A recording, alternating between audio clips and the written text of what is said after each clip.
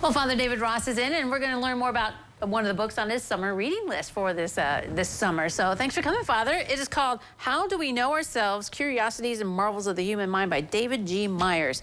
Okay, so why did you pick this one? What made you curious about it? It made me curious because I read about it in the Wall Street Journal, and so I pick a number of books throughout the summer months, and I spend some afternoon time reading and evening time reading if I have the opportunity. This one sort of appealed to me.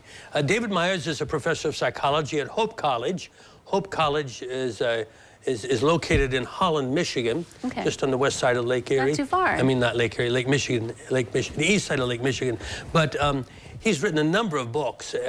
He's a great popularizer of psychology. So this appealed to me because it talks about the curiosities of the human mind. He's got 40 essays in there. Now, as you probably know, professors in universities have the motto, you publish or perish.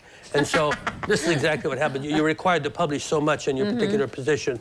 And so I think this may be one of his books. He's pulled together and called together a bunch of essays that he has written over the years, and he's put them together in this book. But they're all really appealing to me because they take different facets of life. For example, I'm going to talk about two of them if we have the time, okay? Sure, let's go for it. So let's talk about, he's called a professor of positive psychology. So he talks about the quality of life and how important that is to contribute to the quality of life on a subjective level especially. So in this particular book, chapter 20 talks about the science of humility.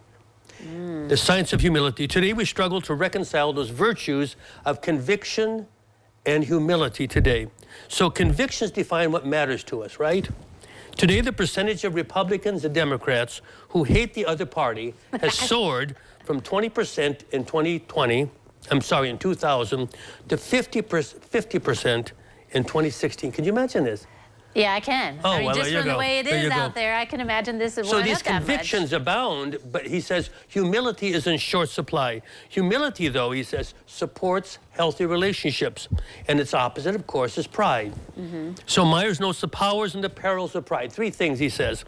First of all, there's this self-serving bias when we have pride. We tend to see ourselves as better than other people. We accept responsibility for our successes and blame others for our failures. That's why I say when I'm going down the highway, anybody who goes faster than me is a moron, and anybody who goes slower than me is an idiot. So we tend to focus upon ourselves. And then there's this cognitive conceit. We tend to display excessive confidence in our own judgments. That's just a perfect example of my previous remark.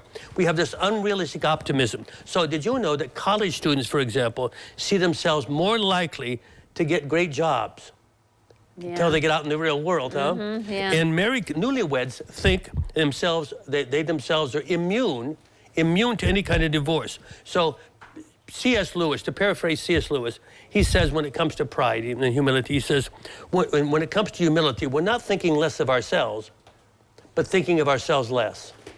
Isn't that cute? Nice. Thinking of ourselves less. And then chapter 20 talks about the psychology of division.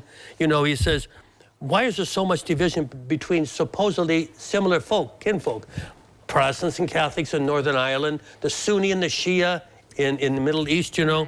No matter how similar, our attention focuses on differences, no matter how similar we are. So we divide the world into us and to them. So there's many more chapters in here about very esoteric topics that at least I would consider them esoteric. But they're really, I think they're good for us today. And it's kind of an easy read, not too bad? It's a very easy read, a very easy read. Very nice. Backs it up with a lot of good scientific data, too. Oh, great stuff. Well, thank you, Father, for coming today. Thank you. All right, don't go away. Noon Edition continues in a moment.